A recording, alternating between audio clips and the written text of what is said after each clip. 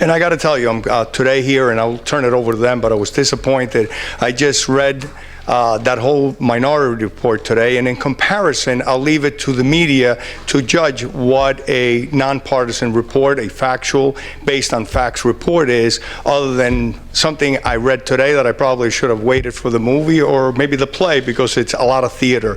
So it's sad to say that about a report, but if you look at the report from the special counsel, it actually is fact-based, and it's of what we know today. Thank you so much. I just want to go back to where Senator Weinberg and I started this hearing at 11 a.m. or thereabouts. Is the document that we voted on today was an interim report prepared by Jenner Block, a factual chronology. Every single statement made in there is supported by either a document or a footnote. What troubles me is 4 no votes at the conclusion of today's hearing to release a factual chronology of where the committee has been and what the committee still needs to do, when we heard no substantive factual criticism of any of the material that's contained in this report. There are 136 pages, there are footnotes, not one single statement that raised any objection to the facts in the report. We did hear one question, if you will, that talked about how the report admits in several places that we don't have enough information to draw a conclusion. We admit that we don't have enough information to draw conclusions in certain aspects, and that the committee still needs to gather more information.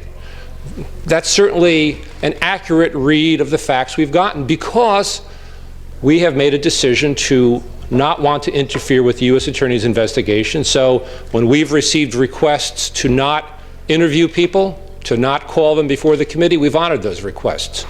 That fact investigation will have to continue at some future date. But right now, this is a summary of where we've been, and in fact, by showing what we don't know, a roadmap of where we need to go. I join with my co-chair in pointing out that this was a little bit of a mystifying occasion. We got 4 no votes from the minority members of this select committee without one of them raising any kind of a point of difference about this interim report, about the backup, about the footnotes, about the emails. And I will tell you, I left out of my statement when I read it, but every single statement I made in my opening statement had a page of where it came from in that report.